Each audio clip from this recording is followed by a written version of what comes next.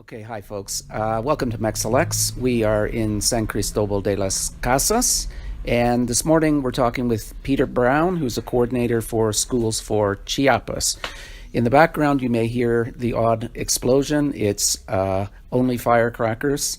It's Holy Week, and there tend to be a lot of those. So we're going to talk about, we've talked in a number of other MexElects videos about the campaigns of the independent candidates, in particular of Marichuy Patricio, who is the indigenous candidate for the presidency. Unfortunately, her campaign didn't get the required number of signatures to go forward. But in many ways, Peter, this wasn't really about actually winning the presidency. I guess my first question is, why did the National Indigenous Congress and the Zapatistas conduct the campaign in the first place? Because they hadn't really done that in the years preceding. Well, I think that's a very common question about the Marichuy campaign, because the Zapatistas sometimes have been perceived as being an anti-electoral force. That's actually not true.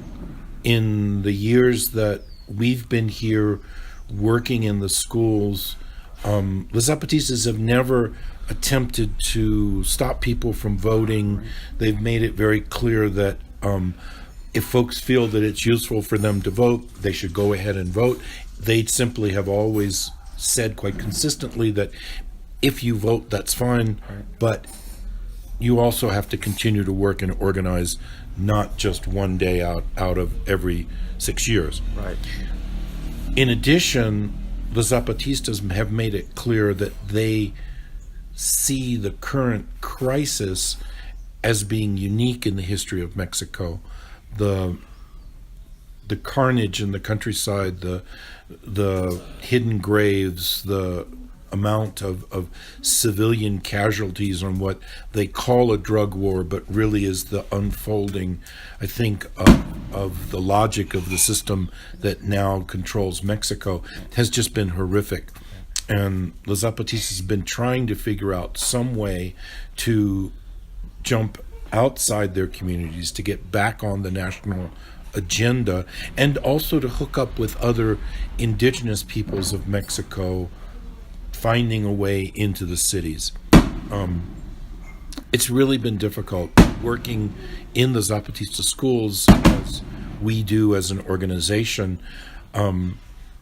We've watched the unfolding of the Marichuy campaign. Of course, they don't call it a campaign so much as they call it the unfolding of the indigenous word and the welcoming of women into the political process of Mexico. The students, the teachers, the administrators, the local authorities of Zapatista education have simply been so excited and so enthusiastic with the idea of an indigenous woman actually taking center stage on a national level, and even on a international level, recognizing the number of Mexican nationals that have been forced to leave Mexico because of conditions here. So I think it's been, from our vantage point, fascinating to watch this process. Naturally, as an outside organization, we can't participate here in any of the political work, and we continue to simply work in education. But the core of the Zapatista education system, like the women's co-ops, like the health system, and like the ecological agricultural work, have all jumped behind this indigenous governing council, which is the council that Marichuy speaks for as their spokesperson. Right, exactly. Now, I know you were active on the American side of the border in the campaign, and there was a tour organized. Tell us a little bit about that. Mm-hmm. Well, as the Indigenous Governing Council insist, and Marichuy echoes, the campaign is not about one person, but when they formed this new body of indigenous peoples from all over Mexico, and one man and one woman joined the council and became what they call concejales, or counselors, it became clear they couldn't have everybody running for president. Right. Yeah. So Marichuy was chosen as their spokesperson, but within the structure of the Indigenous Governing Council, all the councilors are co-equal. So during the initial stage of the electoral work, there was a decision made to reach out to Mexican and non-Mexicans within the United States, and to bring the word of the Indigenous Governing Council to the state. So Right. lots of people got involved. We had many meetings with indigenous groups in the United States, as well as with a wide variety of immigrant organizations, mostly Mexican immigrant organizations, but not only. There was travel throughout a number of states. I worked a lot in California, also traveled to Colorado, where we went to Denver, Boulder, and Longmont. Great meetings, wonderful enthusiasm for the concejales that went there. Right. Proceeded to New York, Washington D.C. and back. So that was really exciting.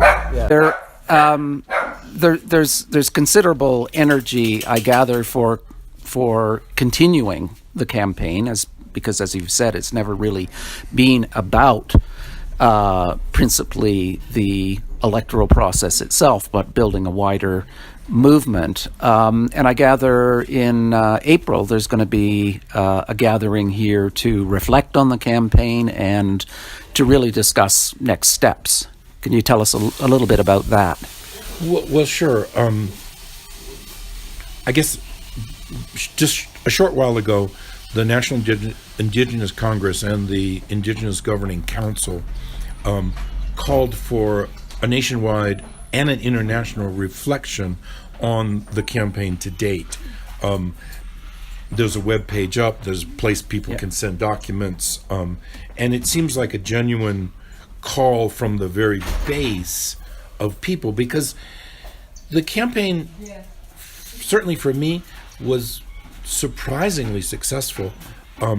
Certainly I knew there'd be lots of meetings and talking and so forth, but the fact that they actually got more than 260,000 people to go through this very detailed process of having their voting credentials scanned on two sides with a cell phone, a picture taken, then they have to write with their finger to sign it, then the one receiving the signature has to type in all the little numbers, and then you have to push an app sends it to the Mexican Electoral Institution. It was really a pain to do, and pretty scary, because you're giving all your information to the government. But over 260,000 people went through that process, and many people signed up to actually do that process. So the first call was particularly for those who collected signatures and for those who signed. Then just a couple days ago, the Zapatistas themselves, not the Indigenous Congress, announced that they were going to host here at the University of Land, right outside of San Cristobal, a meeting from the 15th of April to the 24th of April, and they have listed on it a long list of very famous personalities of Mexico, journalists, academics, scientists, sociologists, activists, a wide variety of people, and a very impressive list, actually, who are already scheduled to speak. And they made it clear that that's just the beginning list, and that for this meeting, it will be 9 full days of people being given a chunk of time to come and speak. And The times will be announced, so you can choose who to listen to. I'm certain it'll be streamed live and recorded onto the web. So it's a call for a national dialogue along the lines of the Marichuy traveling campaign. She'll be there, of course, as will many of the people that will be active in her campaign. But clearly the discussion will be much broader. Because, see, in Mexico at this moment, there really is a crisis of confidence in the system. And people feel that what's going on in the electoral realm, in the political realm, in the social realm, is simply not working for them. And despite the fact that they're going to proceed with this other side of the election, certainly in Zapatista territory, but I think even more broadly, folks are continuing to look to not so much Marichuy, but to the indigenous people themselves and the forces aligned with them as perhaps being able to articulate and move toward some kind of resolution of the real horrors that have become life in Mexico.